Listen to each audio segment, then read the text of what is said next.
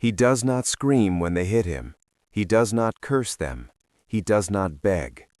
He simply stares, blank and unfocused, as if the room is very far away. The Gestapo officer leans in close and shouts a question in his face. The man does not react. Another blow lands. Still nothing. The officer pauses. Then, slowly, a different idea forms. What if this man cannot hear him at all? In occupied Europe, silence could get you killed, but for one British spy, silence became a weapon. This is the story of the man who walked into Gestapo custody and walked back out alive by pretending he was deaf. Before the war turned Europe into a continent of cellars and shadows, he was unremarkable. British-born, well-educated, fluent enough in French to pass as local, but not so polished that he stood out. The kind of man whose face slipped easily from memory. That was precisely why British intelligence noticed him. When the war began, Britain did not need heroes with medals. It needed men who could vanish. Men who could cross borders that no longer existed on maps. Men who could carry secrets without looking like they mattered. By 1941, Nazi Germany controlled most of Western Europe. France was broken in half, the North occupied, the South watched, and everywhere the Gestapo hunted. The British response was quiet and desperate. The Special Operations Executive was formed with a single mandate, short and brutal: set Europe ablaze. That meant sabotage, espionage, courier networks, and agents dropped into enemy territory with nothing but false papers and a cyanide pill sewn into their clothing. He was recruited not because he was fearless, but because he was careful. He listened more than he spoke. He remembered details, names, timetables, faces glimpsed once, then filed away. During training, instructors noticed something else. When interrogated under pressure, he became very still, not defiant, not emotional, just blank. They shouted at him, accused him, changed languages mid-sentence. He absorbed it all, said almost nothing, and waited. Most recruits broke by instinct. They tried to explain, to justify, to fill the silence. He did not. That silence would save his life. He was sent into occupied France as a courier, one of the most dangerous roles in the resistance. Couriers carried information between cells that were never supposed to know each other existed.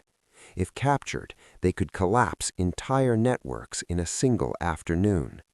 He moved by train, by bicycle, on foot. He slept in barns, attics, spare rooms offered by people who risked execution simply by opening their doors. Every knock could be the last, every checkpoint a calculation. Papers out, eyes down, breath steady. For months it worked. Messages moved, names changed hands, supply drops were coordinated, rail lines sabotaged. And then, one small mistake. A delayed meeting, a street watched for just a little too long, a neighbor who noticed a pattern. The knock came early in the morning, heavy, certain. He did not run. Running got you shot. He opened the door. The Gestapo did not shout at first. They never needed to. They searched his room with professional boredom, found nothing obvious, but suspicion did not require evidence. They took him anyway. Gestapo headquarters smelled of paper, sweat, and fear soaked deep into stone. He was processed, photographed, stripped of possessions, and then the questioning began. The officer spoke German first, sharp, controlled. No response. French next, slower, clearer. Still nothing. The officer assumed arrogance. British agents were trained to resist. He leaned in closer and raised his voice. The man stared past him, eyes unfocused, mouth slightly open. A slap across the face snapped his head to the side. He blinked, looked confused. The officer frowned. Another question, louder. Nothing. That was when the officer noticed something strange. The man did not flinch when shouted at, but he did react to movement, to sudden gestures, to light. An idea formed.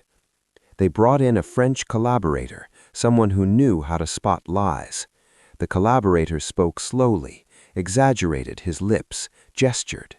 The man leaned forward, squinted, shook his head. He mimed confusion. They asked if he was deaf. He hesitated, then nodded. Deafness was not unheard of. Bombing, industrial accidents, illness. The Gestapo prided itself on efficiency, not cruelty for its own sake. A deaf prisoner complicated things. They tested him. They slammed a door behind his head. No reaction.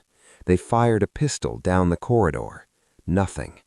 Inside his skull, every instinct screamed to flinch, to react. He crushed it down. He focused on breathing, on keeping his face empty. They shouted insults, threats. He watched their mouths move. The officers spoke among themselves, annoyed. A deaf man could not overhear secrets, could not easily coordinate sabotage, could not pass messages verbally.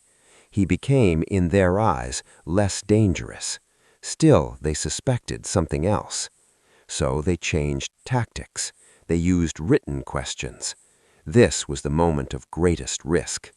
If he answered too well, too precisely, it would reveal education, training. If he answered too poorly, it would reveal deception. So he answered slowly, simply, with mistakes. He claimed to be a laborer, an itinerant worker, hard of hearing since childhood. No resistance contacts, no politics, just a man in the wrong place. They pressed him for names. He wrote none. They pressed him for addresses. He gave ones that no longer existed. Days passed. In the cells, screams echoed through the walls. He never reacted. Not when bones broke nearby, not when men begged. The guards began to forget him. That was the second miracle. The first was convincing him he was deaf. The second was making himself invisible. He was transferred to a holding facility, not a torture center, not yet. There, paperwork mattered, and paperwork made mistakes. His file described him as non-communicative, possibly disabled, low intelligence, a problem but not an urgent one. The Gestapo had bigger fish, active radio operators, armed saboteurs, men caught with explosives. He was just quiet. Weeks later, an administrative decision was made. He would be released. No trial, no execution. Released under supervision, with instructions to leave the area. It was not mercy, it was bureaucracy. When they returned his coat, the cyanide pill was still sewn inside. He stepped out into daylight, thinner, weaker, but alive. And the first thing he did, once out of sight, was listen. To footsteps, to voices, to freedom. Part 1 of his story ends here, with a man walking away from the most feared police force in Europe, carrying secrets they never knew he had. But the war was far from over, and pretending to be deaf would not save him forever. Freedom did not feel real at first. It felt like a trap. Every footstep behind him sounded too close, every voice too loud. Every uniform, even from a distance, tightened his chest. He forced himself to walk slowly. A man who rushed drew attention. A man who looked afraid invited questions. He kept his head slightly tilted, as if listening made no sense to him. He watched mouths, not eyes. He let conversations wash past him, unheard. Inside, his mind raced. The Gestapo had released him, but releases could be reversed. Files could be reopened. Mistakes corrected with a knock at the door. He did not return to his old roots. He did not seek out familiar faces. Instead, he disappeared. For days, he moved through the countryside without speaking to anyone.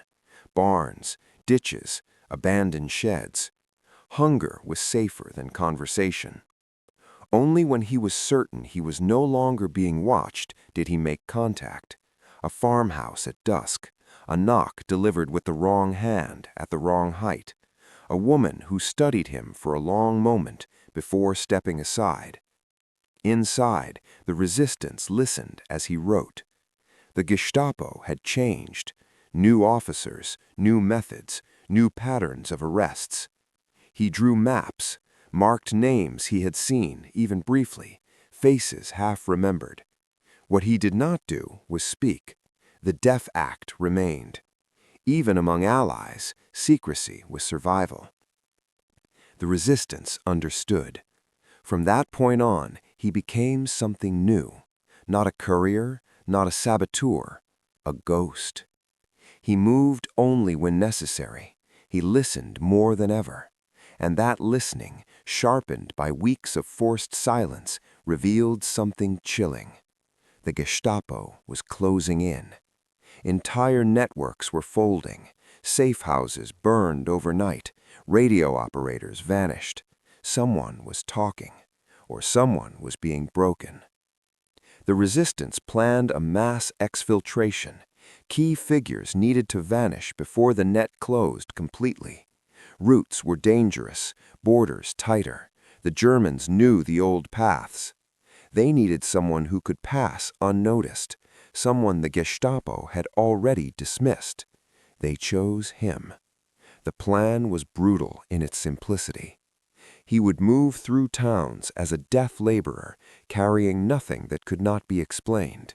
He would guide small groups, one at a time, to a crossing point in the mountains.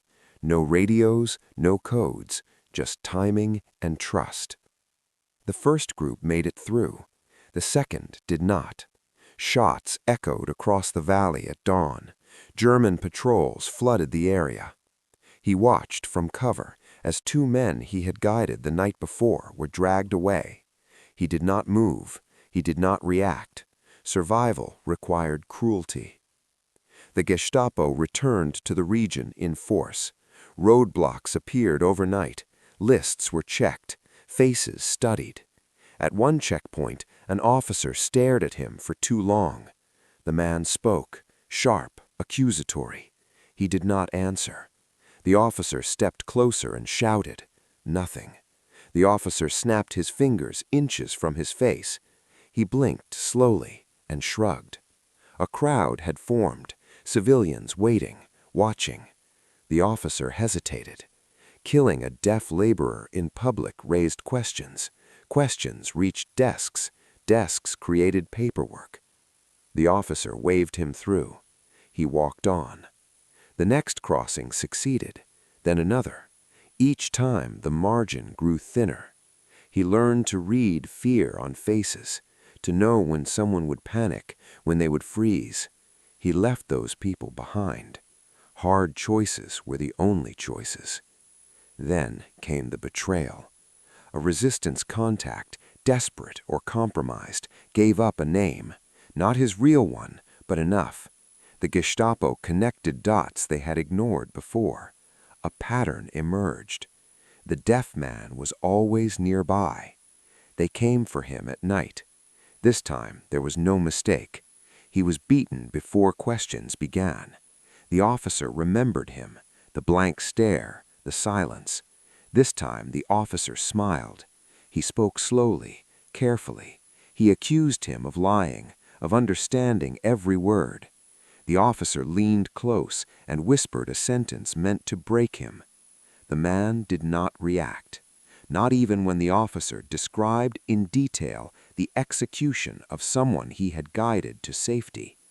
That was the moment he almost failed. His jaw tightened just for an instant. The officer saw it. They dragged him to a cell meant for men who did not leave.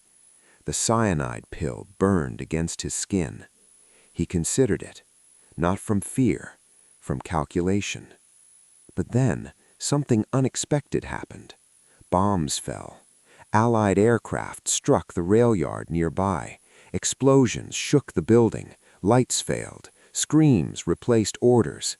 In the chaos, guards fled to secure exits. Prisoners were forgotten. Hours later, resistance fighters blew the rear wall. They had come for someone else. They found him by accident. He did not thank them. He followed. By the time order was restored, he was gone. The war accelerated toward the end. Allied landings, retreats, panic. He crossed back into Britain thin as a shadow. There were no parades, no public recognition. Men like him did not exist on paper. He was debriefed in a quiet room, asked questions by men who spoke softly.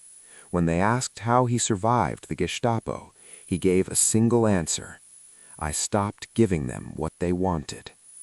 They filed it away. After the war, he vanished again. No memoirs, no interviews. He lived an ordinary life under an ordinary name.